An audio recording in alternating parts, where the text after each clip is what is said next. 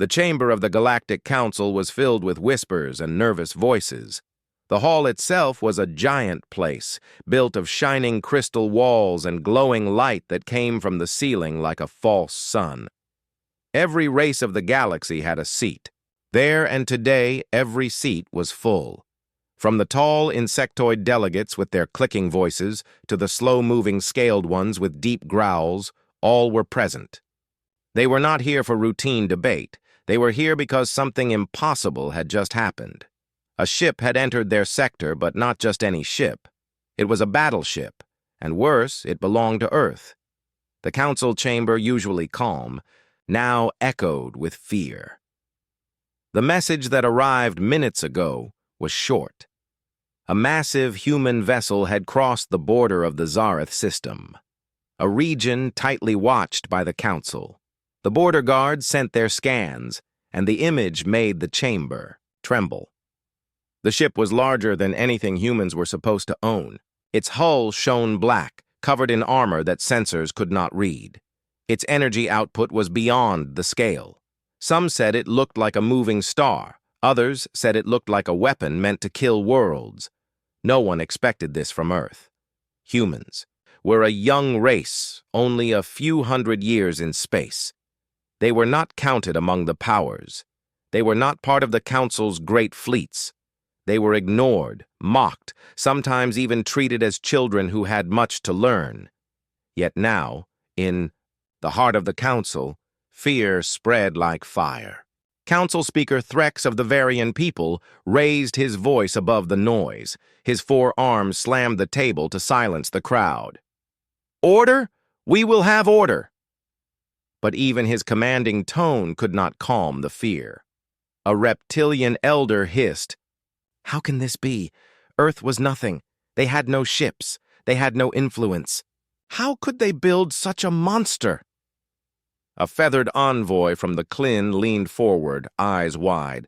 "Perhaps it is not Earth. Perhaps it is stolen. Or perhaps it is alien technology they found." The room grew louder again as each species gave their opinion.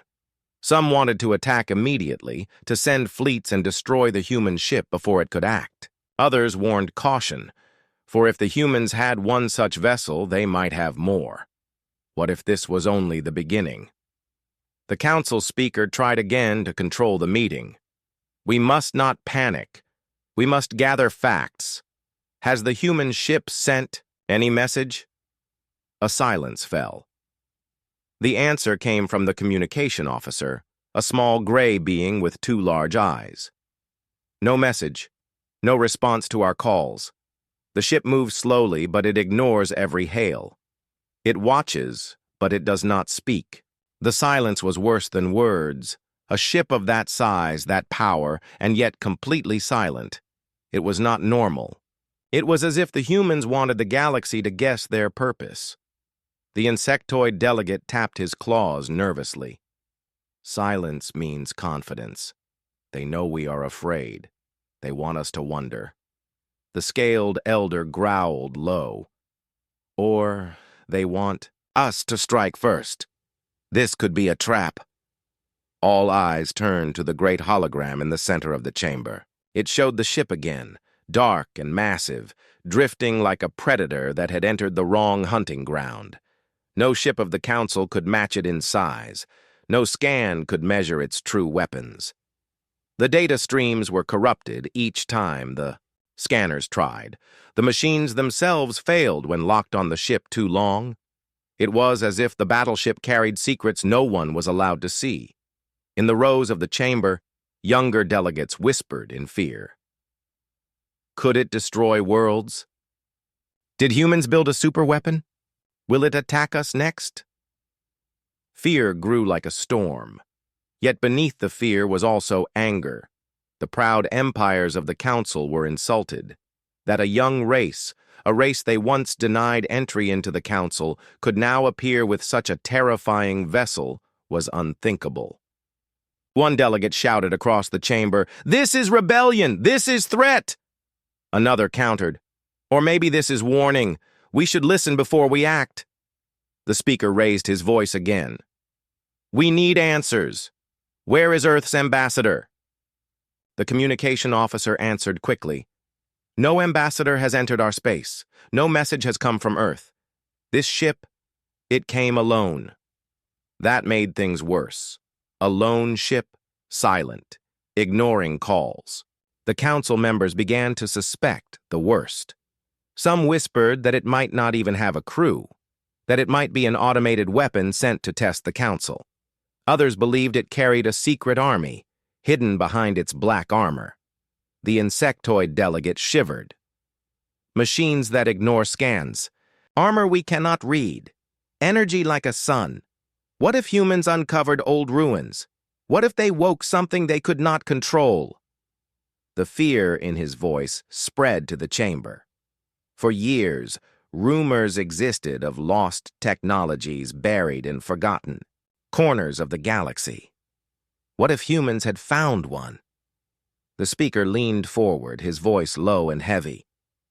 We laughed at humans once. We told them they were not ready. We told them they were too small, too weak. And now, perhaps they returned to show us we were wrong. The council chamber fell into silence again, this time deeper and more dangerous than before. Every race stared at the image of the battleship. The questions in their minds burned, but no one dared to speak them aloud.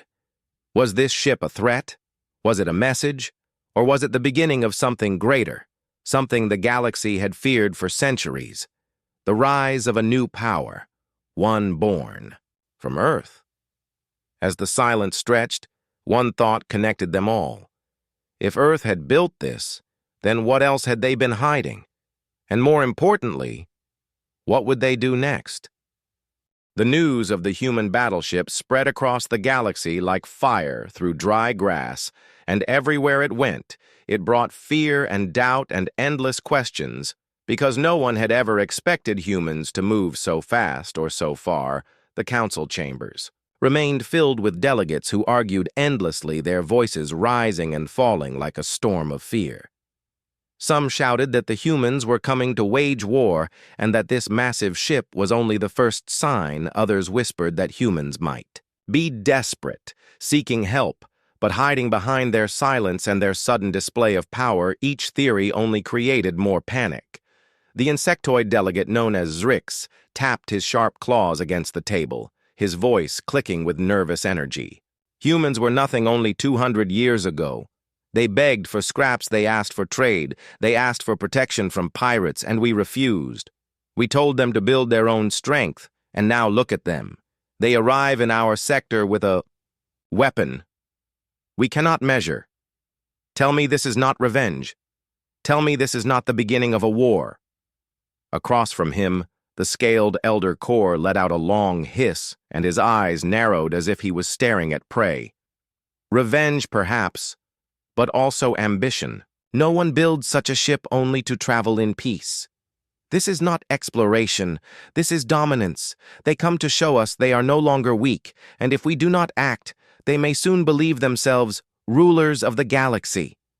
A soft voice rose from the Klin, representative, a feathered being with bright eyes, who leaned forward with calm but also fear. You speak of war, but we do not know yet what humans want. They have not spoken. They have not fired. They have only entered our sector and waited. What if this is not an attack but a test? What if they only want to be recognized? What if they only want us to listen? Silence followed those words because deep inside, many in the council remembered how they had treated Earth in the past. Humans had requested membership long ago. Humans had asked for help against raiders. Humans had asked to join trade routes and to be given a voice. But the council had laughed. The council had said no. The council had kept them at the bottom of the star ladder, and now the price of that arrogance might be floating in their sector, cloaked in black armor and silent threat. The council speaker Threx raised his arms, and his voice echoed across the chamber. Listen, we must not act in fear. We must not rush to battle. We need intelligence. We need to know what this ship is doing. We need to know why it is here. But even as he said it, he could feel the tension pressing against him like a heavy storm. The silence of the human ship was like A knife, every unanswered hail was like a threat. Some began to say the ship must be an AI machine, a weapon without crew, designed to watch and to strike at the right time. Others claimed it must carry a hidden army, thousands of humans waiting to march upon council worlds. The more they guessed, the greater their fear became. The young envoy of the Miral species, thin and nervous, stood suddenly and shouted, "We should strike now! We should gather fleets and crush this ship before it grows. Roots in our sector before it learns our weakness." His words were met with a roar of approval from some delegates, but just as many shouted against it, the feathered Klin envoy cried, "Strike, and you may begin the very war you fear, do you not? See, this may be what the humans want. Perhaps they wait for us to attack first, so they can claim to all that the council struck without cause. Perhaps they want to be the victims who then rise as heroes. If we fire, we may play into their hands." The chamber fell again into chaotic noise. Voices clashing like blades, fear spreading like poison. Each delegate carried the memory of how humans had once been ignored. Now each delegate wondered if ignoring them had created a monster. The hologram of the ship still glowed in the center of the chamber, massive, dark, and silent, drifting slowly as if mocking the council. The communication officer returned with another report, his voice trembling. "The human ship continues its path, it does not. Deviate, it does not answer our calls. It simply advances closer into our sector. Its weapons remain hidden, its shields unreadable. It behaves as if we do not exist." This news made the insectoid Zrix slam his claws against the table. They disrespect us. They enter our borders. They ignore our calls. This is not peace. This is defiance. They want us to tremble, and we do. But the Klin envoy spoke again. Or perhaps they want us to listen. They know we are proud. They know we are arrogant. Perhaps they come in silence, so that when they finally speak, their words will cut deeper. The speaker. Threx felt his 4 hearts beat harder, because he could not deny the truth in both sides. The humans might be here for war, or they might be here to demand recognition. But one truth was clear. Whatever their purpose was, they were no longer weak, and their silence spoke louder than any weapon as the debate grew hotter. Fear turned into paranoia. Whispers spread among the rows. What if humans had built more than one ship? What if this was only a scout? What if a whole fleet of black-armored giants waited in the darkness beyond sensors? The idea spread quickly, and every species imagined a shadow fleet preparing to strike the council's own. Ships felt suddenly small and fragile. None wanted to admit it, but everyone felt it. The galaxy had changed, and no one had been ready for it. The speaker finally raised his arms again, and his voice carried the weight of command. "Enough, we will. Send observers, we will watch the human ship. We will not fire unless it fires first, but we will prepare our fleets in silence. We will not show fear, but we will not lower our guard. The humans may have returned with power, but we are still the council, and the galaxy still listens to us." His words brought some order, but deep in their hearts, every delegate knew the truth. Order was an illusion. Fear had already taken root, and it grew stronger. With every moment, the human ship remained silent. The chamber emptied slowly after the decision, but even as the delegates left, no one felt relief. They left with heavy thoughts. They left with doubt, and they left with the same question burning in their minds. Why had Earth sent its battleship here? Why now, and why in silence, and somewhere deep in those fears, a darker thought began to grow. Maybe humans had not come to ask, maybe they had come to demand. The human battleship moved deeper into the council's sector, and with every slow step of its journey, the fear inside the council chambers grew heavier. The great vessel drifted like a predator, moving through a sea of smaller creatures, and all. The scanners of the council failed to read it fully. Its armor reflected energy like a black mirror. Its weapons were hidden behind strange fields that distorted every scan the machine sent to study it. Returned broken data lines filled with static. Some scanners even burned out entirely, as if the human ship carried not only weapons, but a shadow around itself that denied knowledge. The council met again to discuss the situation, but the debates turned more bitter than before. Speaker Threx tried to keep calm, yet even his voice carried unease. The delegates shouted and argued, filling the crystal chamber with noise. The scaled elder core growled, "We cannot allow this silence to continue. They mock us. They ignore our hails. They push deeper into our heart. While we sit and whisper, if we do nothing, we show weakness. If we show weakness, they will crush us." The feathered Klin envoy shook his head. "No, this is not the time to fire. We do not know their power. We do not know their fleet. If this is one ship or 100, if we act too soon, we risk our worlds. Perhaps they want us to fear them and to strike first. Perhaps their silence is bait." The insectoid Zerix clicked angrily. "Silence is not peace. Silence is threat. Why? Would they not answer if they came for talk? They would have spoken already. No, this ship is not an envoy. This ship is a sword."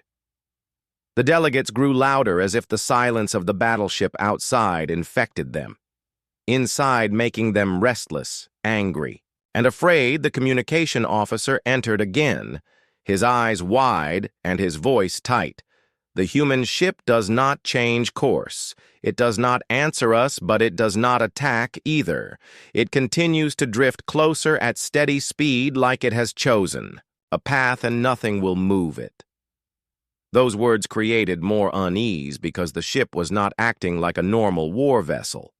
There was no formation, no escort, no fleet, no signal. Just a single silent giant cutting through council space and ignoring. Every attempt to make contact, some began to fear it was not truly a human ship at all, but something more. Something humans had awakened or built with alien knowledge. There were whispers of old ruins on Mars, whispers of hidden vaults in Earth's seas, whispers of things long forgotten by the galaxy. Perhaps the humans had unlocked one of these and now sent it forward as their message. The speaker felt pressure from every side. Some demanded immediate attack. Others begged for caution. But none could explain the silence. Why would humans march a giant weapon into council territory and say nothing? The mystery burned more than open threat in the military command halls across the council fleets, prepared in secret warships gathered. Near key systems, shields were charged, weapons calibrated, but none dared move too close to the human battleship for fear it would take any movement as aggression. Still, the fleets waited like drawn bows ready to fire. One spark could unleash a war, but the spark never came. The human ship never opened fire, never spoke, never changed speed. It behaved like a ghost moving on a road no one else could see. And every hour its silence became heavier in the minds of the galaxy. The common people began to ask questions too. News spread across trade routes, whispers filled spaceports. Ordinary traders feared the council could not protect them against this silent human power on many worlds. Civilians asked why the humans had been ignored in the past. Why the council had dismissed their cries for help when raiders attacked, and why now the humans returned with power greater than the fleets of 10 empires. Some began to wonder if perhaps humans had been right all along. This too troubled the council, because they could not afford to lose the respect of the galaxy, and yet they could not move against a ship they did not understand. In the chamber, the insectoid delegate Zrix struck the table again. "This is worse than war. War is clear, but this silence, this waiting, it eats at us. It shows us how little we know. If the humans wanted peace, they would speak. If they wanted war, they would strike. So what do they want? What is their silence telling us?" The question echoed across the chamber, and none could answer. The Klin envoy lowered his head and whispered, "Perhaps they want us to answer our own guilt. Perhaps they want us to remember what we did to them." That thought chilled the hall because it carried truth the humans had been denied again and again, ignored when they asked, mocked when they spoke, left alone when they needed help. The council had laughed at their weakness, and now the same humans had arrived without a word, as if to say, "We no longer need your approval. We no longer need your permission." The speaker Threx felt the weight of it more than anyone. He remembered the day decades ago when the human ambassador stood small and alone in this very chamber, asking for membership, asking for help against pirate lords, and how the council had laughed and sent him away. That memory returned now, like a wound reopened outside.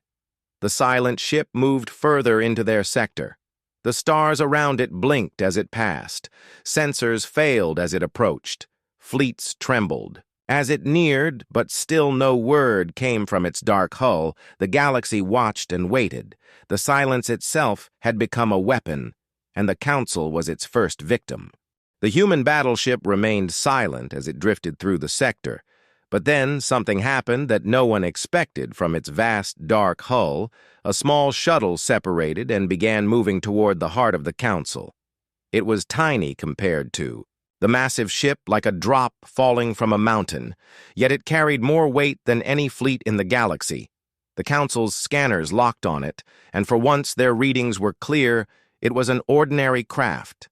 No weapons, no strange shields, just a shuttle carrying one life form. A human panic filled the chamber. As the news spread, some shouted that it was a trick. Others whispered that this was the envoy they had feared. The speaker ordered that the shuttle be escorted under heavy guard, but not fired upon. And so the tiny vessel was guided into the secure docks of the council station, where guards from a dozen species stood ready. Weapons primed, shields raised, yet when the door of the shuttle opened, only one figure stepped out. A single human, tall but not armored, not armed, dressed in simple black clothes. His eyes calm, his steps measured. He walked forward without fear, and the silence of the battleship seemed to follow him into the chamber. The guards studied him, expecting weapons or hidden tricks, but there was nothing. He moved like a man who carried no weapon except his presence. The chamber filled again as the delegates gathered to see him. Speaker Threx raised his voice heavy with command. "Identify yourself, human. Why have you come? Why does your battleship enter our sector without call, without answer?" The human lifted his head, his voice steady and deep. "I am Ambassador Kale of Earth. I have come to speak for my people and for the ship that waits beyond." His words were calm, but they carried a weight that pressed on the chamber. The insectoid Zrix clattered his claws. "Speak then, but know you come with threat. Your ship looms over our systems like a sword, and you sit silent. What is your purpose? What is your demand?" Kyle did not flinch. His eyes moved slowly across the rows of alien faces, many of whom once mocked his people. His words were simple. "We warned you not to underestimate us." The hall filled with whispers. The scaled Elder Core hissed. "Warned us of what? Human, you were weak. You were small. You were nothing. How did you build that monster? How did you come here with power beyond measure?" Kyle's lips curved in the faintest of smiles, but his voice never rose. "Do you remember when Earth asked for help? Do you remember when pirates burned our colonies and we begged for fleets to defend us? Do you remember how you laughed, how you said humans were too weak, too young, not worthy of membership? Do you remember? When you left us to bleed?" The chamber grew still as his words fell like stones into water. Every delegate remembered, though none wished to admit it.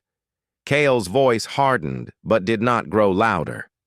"We learned then that we could not trust the council. We learned that to survive we must stand alone. And so we did, and now you see what we have built." The hologram of the massive battleship flickered above them, its dark shape looming in the chamber, as if to confirm his words. Zrix hissed. "So this is revenge. Then you come with weapon to destroy us." Kyle shook his head slowly. No, not revenge, survival. We built the Aegis not to destroy, but to ensure none could destroy us again. It is a shield for Earth and a warning to the galaxy. We will never beg again. We will never kneel again. The feathered Klin envoy leaned forward, feathers trembling. Then why the silence? Why not speak? Why not declare before you entered our sector? Why come in shadow? Why make us fear? Kale's eyes met his. Because fear is the only language you understand. When we asked with words, you ignored us. When we begged, you turned your backs. So now we came with silence so you would finally listen. His voice echoed through the chamber, and for a moment no one replied because his words struck the wound. They all carried the truth of their past arrogance. The speaker tried to regain control. If this ship is only shield as you say, then why bring it here into our heart? Why march into our sector at all? Kale's answer was steady. Because the galaxy is changing, there are threats beyond your borders, threats you ignore as you ignored us. We will not ignore them. We will not wait for the council to debate and laugh while our people die. The Aegis is the first of our guardians. It will patrol, it will defend, and if necessary, it will strike, but it will not ask your permission. The delegates shouted again. Some cried that this was defiance, some cried that this was proof of human arrogance. But many sat silent, because in their hearts they knew the council had failed before, and perhaps would fail again. The insectoid Zrix slammed his claws. You think one ship makes you strong enough to stand against the council? You are still few. You are still mortal. Your power cannot last. Kale's gaze turned sharp, and his reply sent a chill through the chamber. One ship is enough to make you pause. One ship is enough to make you afraid. Now imagine if it were not. 1. The silence that followed was heavier than stone, because in those words was hidden a terrible possibility. If humans had built one Aegis, then perhaps they had built more, perhaps fleets of black-armored giants waited beyond the stars. The speaker felt his breath falter. He saw fear spread across the chamber like a wave, and he knew that whatever the truth was, the humans had already won something greater than battle. They had won the council's attention. Kyle stood calm in the center of the chamber, his hands empty, his voice firm. We did not come to destroy. We came to remind you that Earth is no longer weak. We are no longer children. And if you will not respect us, then you will at least fear the cost of ignoring us. With that, the human ambassador fell silent, just as the battleship outside remained silent, and the chamber full of voices and power was for once quiet, because for the first time in centuries, the council realized that the balance of the galaxy had shifted. And it had shifted toward Earth. The chamber sat in heavy silence after the human ambassador's words. But behind that silence, memories stirred memories that many of the elder delegates tried to bury but could not, because what Kale had spoken was true. Earth had once stood in that same chamber, not with pride, not with power, but with desperation. Years ago, before the Aegis, before the rise of human fleets, the galaxy had known humans as a small race, struggling to survive. Their homeworld was scarred by wars. Their colonies, young and fragile, their fleets made of second-hand ships bought from traders. Earth had faced constant attacks from raiders who moved like shadows through unguarded space, and Earth had come to the council for help. One human ambassador, long ago, had walked into this same chamber, his face pale, his hands shaking, but his voice strong, as he begged for assistance against the pirate lords who were burning human colonies. He asked not for weapons of domination, but for protection, for membership, for allies. But the council had laughed.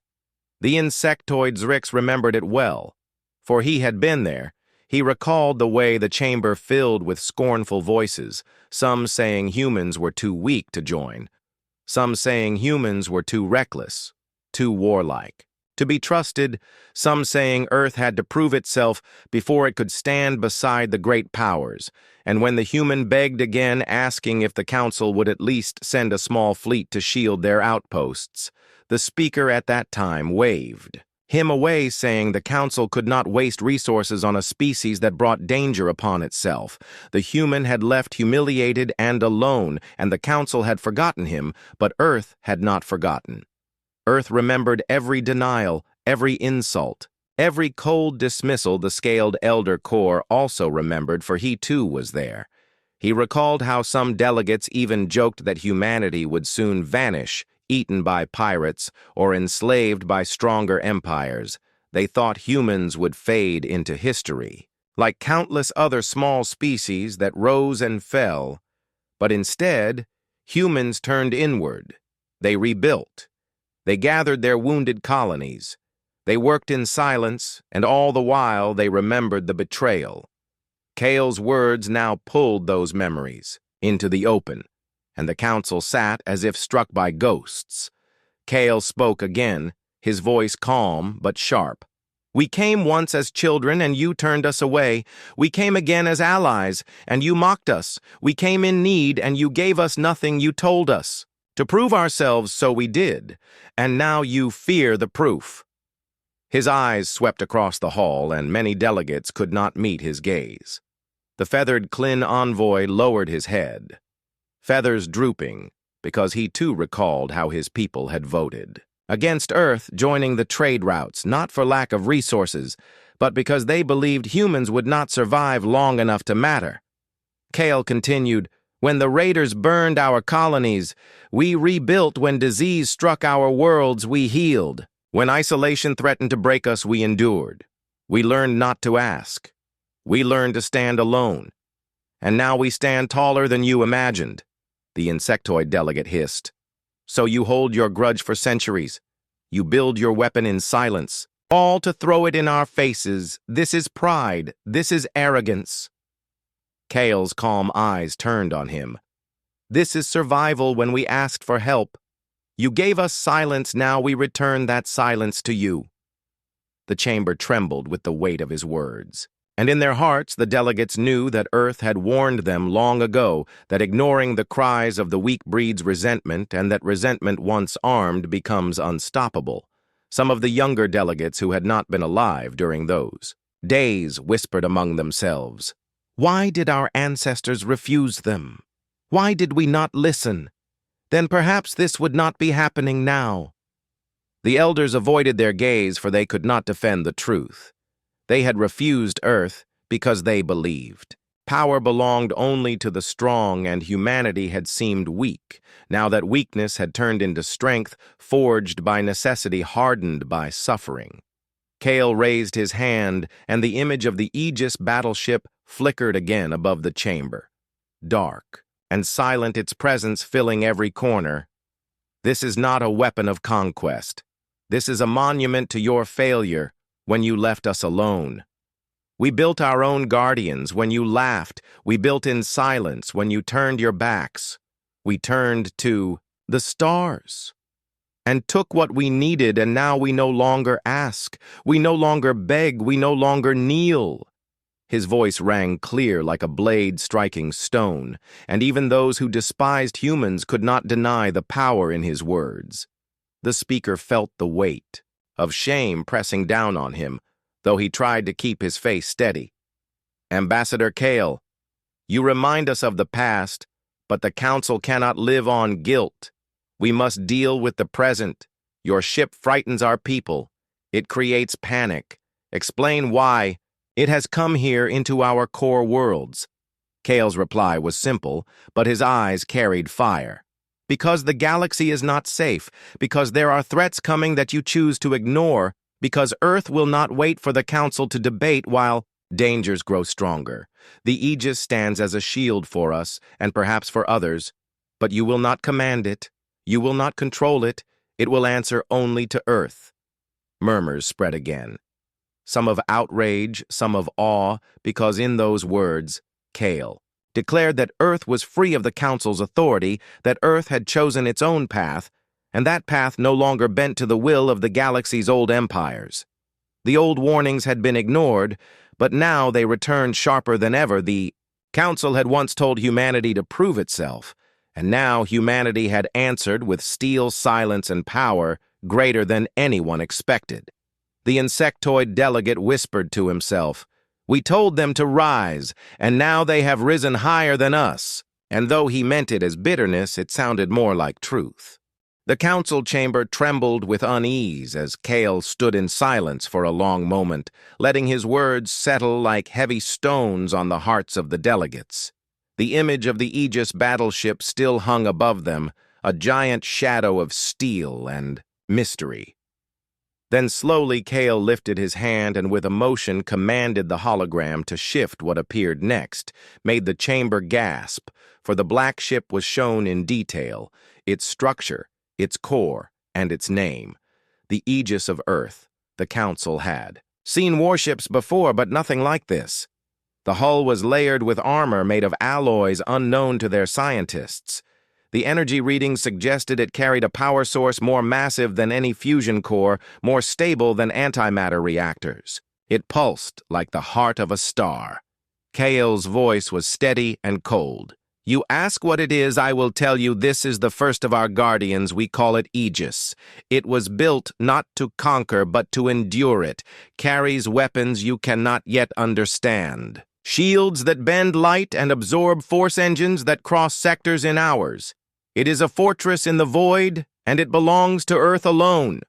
The insectoid Zrix shouted, his claws clattering against the table. Impossible, no young race could build. This, not in centuries, not in millennia. Where did you find such knowledge? Who gave this to you? Kyle turned his gaze on him and replied without hesitation. We found it ourselves when you left us in the dark. We searched when you denied us trade.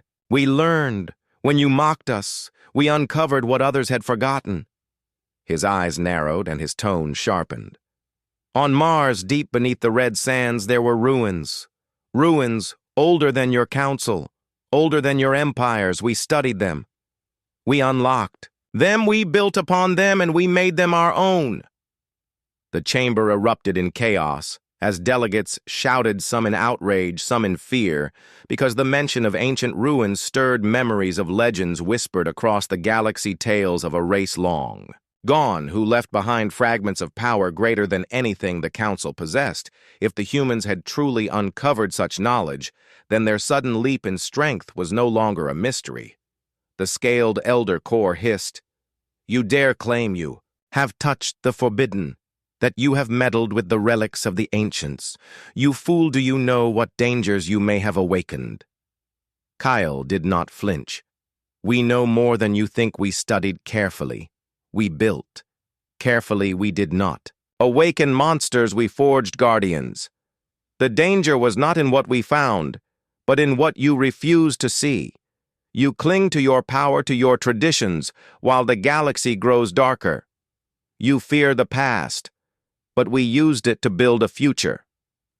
The feathered, Clin Envoy's feathers rippled with unease. If this is true, then Earth has risen not by its own hand, but by stealing the fire of the ancients. You do not deserve such power. Kale's eyes hardened. And yet we have it while you sit in fear. We acted while you debated, we built while you doubted, we endured. Is that not what you told us to do? Prove ourselves, so we did. Now you tremble because we succeeded. His words rang across the chamber, and silence followed for many of the delegates. Could not deny it. The council had always claimed that strength and survival were proof of worth, and now humans had both in measures the galaxy had never seen. The speaker Threx tried to steady the debate, though his voice betrayed unease.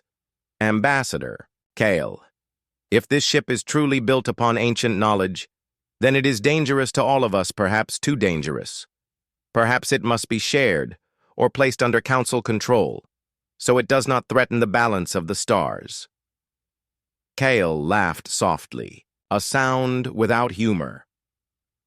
Council control, you denied us aid when we were dying, and now you ask for control. Now you fear what you cannot match. You will not take this from us. You cannot. This is ours, built by our hands, guarded by our people. It will never bow to your council. His voice struck like thunder, and the image of the Aegis seemed to grow darker, stronger, as if to answer his defiance.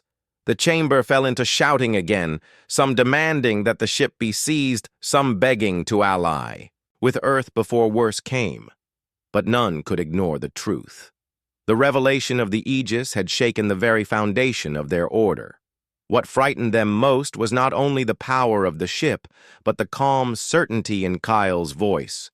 The certainty that humans had already gone beyond fear, beyond need. The insectoid Zurichs whispered low, but the sound carried, "If one ship exists, then others may too. If they found one ruin, then they may have found more. What if there are fleets? What if this is only the beginning?" His words spread through the delegates like poison, and dread grew heavier.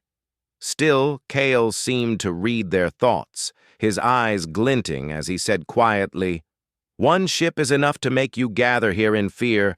One ship is enough to shake your fleets, imagine then, if Earth has not stopped at one." The delegates froze, their minds racing with possibilities. Fleets of Aegis-class ships moving silently across the galaxy, unstoppable, unchallenged, rewriting the balance of power.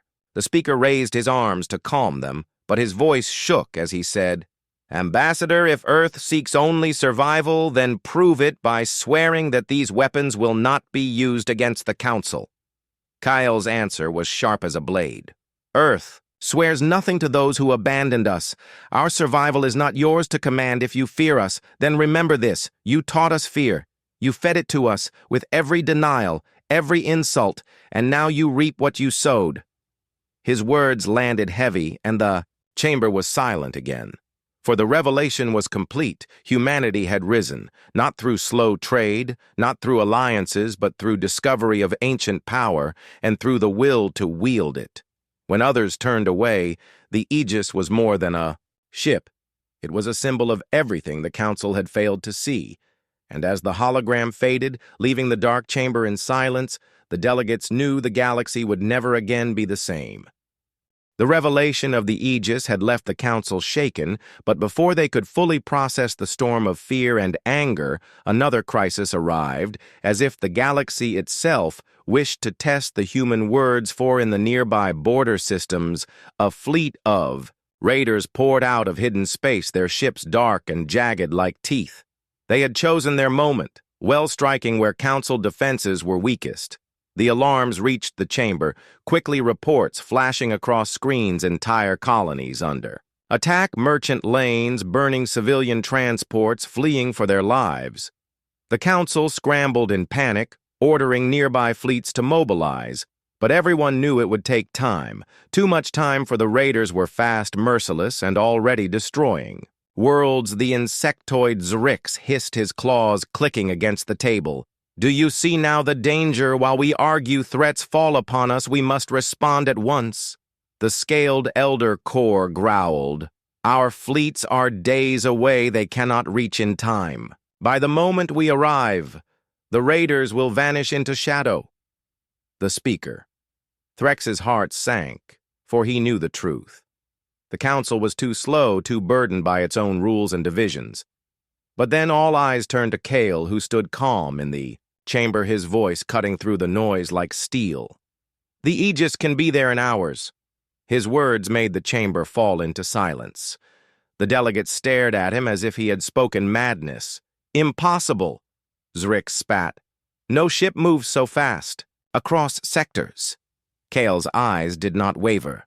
"Yours do not ours, does we build engines that cross distances in shadows where you crawl. We fly where you hesitate, we strike, the Aegis will go." Before the Council could even agree, the hologram shifted, showing the massive battleship turning its course, its black engines igniting like silent thunder. It cut through space faster than the Council believed possible. Within hours it arrived in the burning system. The raiders were still feasting on helpless ships, their fleets circling like vultures over prey, when suddenly the darkness shifted, and the Aegis emerged, its hull blotting out the stars, its presence drowning the battlefield. In silence, the raiders turned their sensors upon it, and confusion spread. None could read its energy. None could measure its weapons, and before they could even plan, the Aegis struck a beam of light brighter than suns tore through the void, slicing 3 raider cruisers into nothingness in a single breath. Their pieces scattered like dust. The rest of the raider fleet panicked, firing wildly, launching missiles and plasma bolts that crashed against the Aegis's shields, but the dark ship did not flinch. The weapons vanished against its armor, as if striking a black hole. Then the Aegis answered again, its weapons silent, no recoil, no thunder, only sudden annihilation. Arcs of invisible force cut raider ships apart, entire wings vanished in seconds. In less than 5 minutes, the mighty raider armada was gone, reduced to broken hulls and burning fragments drifting useless in space. The surviving raiders fled, but they did not flee far, for the Aegis extended fields of gravitic force, pulling them back, dragging them helpless into its grasp. And then with precise beams, it disarmed them, leaving only wreckage and silence. The battle was over before it had truly begun. The council watched through the live feeds projected in the chamber. The delegates could not breathe, their fleets had struggled against raiders for centuries, losing countless lives and resources. Yet the humans had ended an entire fleet in minutes. Kale stood calm, his voice steady. Now you have seen the difference when you ignored us. Raiders feasted on us when we built in silence. We learned how to end them forever. The Aegis is not theory, it is proof. The feathered Klin envoy's feathers stood on end. By the stars, they destroyed an entire armada as if swatting flies. No ship, no fleet, no empire has such power. Fear and awe mixed in every face. Some whispered that the humans had become monsters. Others whispered that they had become saviors, for though their power was terrifying, it had saved innocent colonies, lives that the council would have lost. Kale's voice cut the silence again. This is the first test, not by choice, but by fate. We built Aegis to shield Earth, but today it shielded you.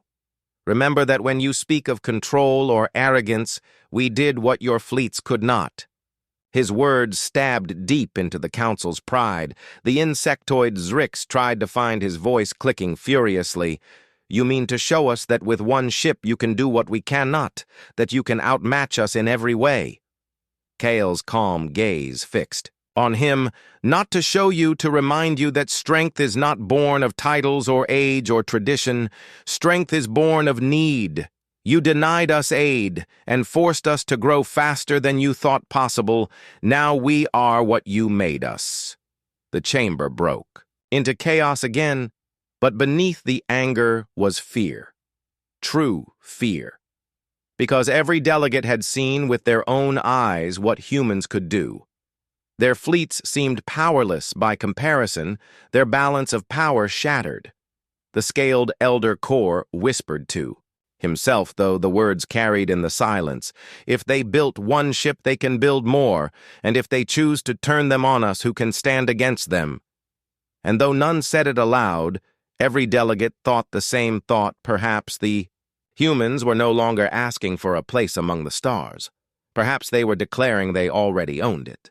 The council chamber was in chaos after the live feed of the Aegis crushing the raider fleet. The delegates shouted over one another, their voices a storm of panic, fear, and disbelief. Some demanded that Earth be punished. Others cried for immediate alliance, and some sat in silence knowing the balance of power had shifted forever. The speaker Threx pounded the table, his voice rising above the noise. Silence enough, we will restore order. Slowly, the chamber quieted, though the fear in the air was like smoke clinging to every breath. Threx turned his many eyes upon Kyle, who stood calm in the center, his expression unreadable. Ambassador, humanity has proven its strength, none can deny it, but strength alone is dangerous. What guarantee can you give us that this power will not be turned against the council itself? Kale's voice was steady and sharp.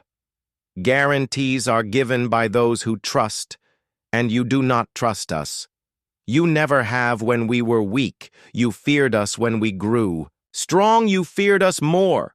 We owe you no promises, but understand this.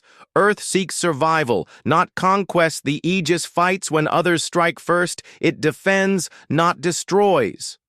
His words only fueled the fire for the insectoid. Zrix hissed his mandibles, clacking. "Lies, humans have shown their teeth. They will not stop at defense today. Raiders tomorrow, perhaps council fleets. We cannot allow such a threat to grow unchecked. We must demand that all human warships be placed under council command." The feathered Klin envoy spread his wings in alarm. "Do you not see what you are saying? If we try to seize their power, they will resist. And what then? We have seen the Aegis destroy an armada in minutes. None of us can match them. Do you seek war with a force we cannot win against?" The scaled Elder Core added his heavy growl. "Perhaps war is already coming. They built this ship in silence, without council knowledge. They may already have more fleets hidden, waiting for the moment to strike." Kyle let the words hang before answering coldly. "If we had fleets hidden, you would not be speaking here today. The Aegis is not your prison. It is our shield. It moves because you would not move it, fights because you could not fight. We do what you failed to do, and still you dare speak of seizing it from us." His voice echoed, and even the walls seemed to tremble. The chamber divided into factions, some arguing to isolate Earth, others urging that humanity be welcomed before. Worse storms arrived. The speaker tried again. "Perhaps we can find balance. Perhaps Earth can share what it has found. The technology, the knowledge, if it is truly built on ancient ruins, then no one race should hold such secrets alone. It belongs to all." Kale's eyes narrowed like ice. "When Earth begged for scraps of knowledge, you denied us. When our worlds burned, you turned away. Now that we hold something greater, you ask us to share. No. We will not trade survival for chains. What we built is ours, and will remain ours." The chamber roared again, some calling. The humans arrogant, others whispering. They were right. The feathered Klin envoy leaned forward, his feathers shifting in unease. "Speaker, if we push the humans, we may break them from us forever if we ally with them. Perhaps their strength can shield us as well. We must choose carefully, for the galaxy has changed." Zrix screeched in fury. "Ally with predators, you will doom us all. They will rise above us and crush us when the moment suits them. Better to strike now before their numbers grow." But the scaled Elder Core shook his massive head.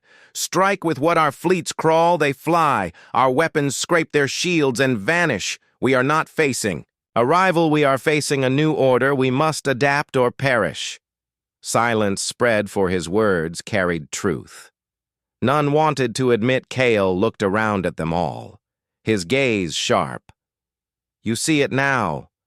Do you not? You see that the age of your council is ending. Not by our choice, but by your failures. You sat in power for centuries, guarding balance while the galaxy rotted. Pirates, raiders, slavers, monsters thrived under your watch. You called it peace, but it was decay. We endured it, and now we no longer need you." His words struck deeper than weapons, because every delegate knew some part of it was true. The council had failed countless times, hidden behind laws and debates, while entire worlds burned. Kyle's voice softened, but carried steel. "Earth does not seek to rule, but neither will we kneel. The Aegis was proof that we are here, proof that humanity has risen now. The galaxy must decide, will you face us as enemies or as allies?" The chamber fell into silence, heavy with the weight of the choice. Some wanted war, though they knew they could not win. Some wanted peace, though pride chained their tongues. And in the shadows of the chamber, each delegate understood that nothing would ever be the same again. The council chamber lay heavy in silence after Kale's words. But even as the delegates struggled with fear and pride, a new message arrived, carried by trembling officers who rushed into the hall, their faces pale and their voices unsteady. The speaker, Threx, snapped in frustration. "What now? Speak!" And the officer stammered, It is not over. The raiders we thought destroyed were only the Vanguard sensors have detected something larger, much larger, entering from the outer dark, a fleet, vast beyond count. The chamber erupted again this time, not with arguments but with raw terror. Some shouted in disbelief, others demanded scans be shown at once. The projection filled the air, the image of a black tide rising from the void ships. Bigger than anything the Council had seen before. Monstrous engines burning red whole armadas stitched together from twisted hulls, a nightmare fleet pouring into the sector. Kyle's eyes narrowed. He recognized the pattern. These were not ordinary raiders. This was something darker. This is not chance they were waiting hidden, waiting for us to fight each other. The feathered Klin envoy shook his head in fear.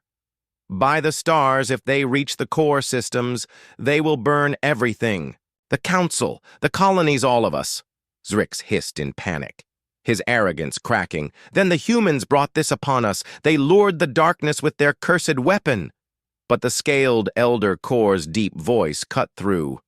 No fool do you not see this enemy comes because we were weak, because we left the edges of the galaxy to rot while we squabbled. They grew strong in the shadows. Now they come to devour us all. The chamber fell quiet as the truth settled, like a weight. Kale stepped forward, his voice sharp. This is the true enemy, not humanity, not Earth. This is what we prepared for. When no one else would, we saw the signs and we built to face it now. It is here, and you must decide, will you still bicker while the galaxy burns? Or will you fight beside us? His words hung like fire, and though fear gripped them, some delegates nodded, for they saw no other path. The projection showed the Black Fleet moving fast, destroying every colony in its way, leaving only wreckage behind. The Aegis alone could not stand against such a tide. Even Kale knew this. He clenched his fists. Earth had built something mighty, but even their strength had limits. If the Council did not unite, the galaxy would fall within weeks. The speaker, Threx, finally spoke, his voice softer than ever before. Perhaps we no longer have choice.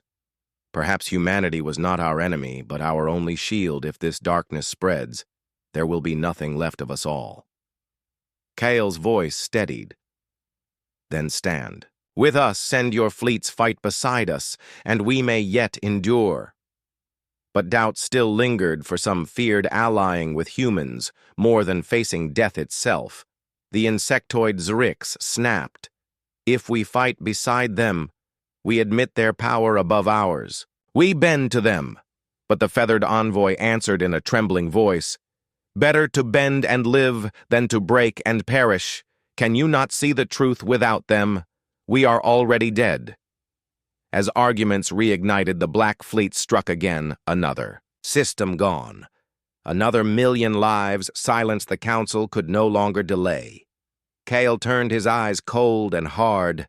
This is the test of your Council. Will you prove worthy of survival, or will Earth fight alone and let you burn? His words echoed, and for the first time, the ancient Council felt powerless. They who once ruled the stars now sat trembling while a human stood strong before them. In that moment, some understood a terrible truth. The galaxy had changed forever, and whether they wished it or not, humanity had become the line between survival and extinction. The council chamber was filled with fear and silence. As the image of the Black Fleet grew larger across the display, their ships swallowing star systems like a spreading plague, whole worlds burned and billions vanished with every passing hour. The delegates sat frozen, torn between pride and survival, until finally the speaker Threx rose, his voice heavy. We must choose now. There is no more time. Humanity has shown strength we once feared, but without them there will be nothing left to fear, nothing left at all. His words carried weight, but still hesitation lingered. Zrix hissed loudly, his voice sharp. If we ally with the humans, we surrender our authority forever. They will rise above us, and we will be nothing but shadows. Under their power. Kale's eyes flashed as he stepped forward, his voice steel and fire. Authority is meaningless if the galaxy is ash. You worry about power when death already knocks on your door. Earth does not seek to rule, we seek to survive. If you will not stand with us, then stand aside, but know this. If humanity must fight alone, we will fight and we will endure, even if the rest of you fall. The scaled elder core rumbled in his deep voice. He speaks truth. Power means nothing. When the stars are burning, our people cry out for safety, not politics. If the humans can fight this tide, then we must fight with them or perish. The feathered envoy of Klin added softly. Perhaps this is the turning point. The galaxy was stagnant. Too long? Maybe humanity is the fire we needed. Maybe together we can live. The chamber divided, voices rose, arguments clashed, but every moment wasted was another world consumed. Kyle stood silently, letting their fear fight itself until the speaker slammed his fist down. Enough, we cannot wait. I call for vote. Will the council stand with Earth against this darkness or not? One by one, the delegates raised their hands, some trembling, some proud. Zrix refused, his mandibles clicking in rage. But his was a lonely voice, for most now understood the truth. Survival demanded unity. The vote was cast, and the speaker declared, the council will stand with Earth. A wave of relief spread, though fear still lingered. Kale nodded, once cold and determined. Then prepare your fleets. The Aegis will lead, but understand, this is not Earth's war alone. This is war for all we fight, not for power, but for survival. If you falter, the galaxy ends.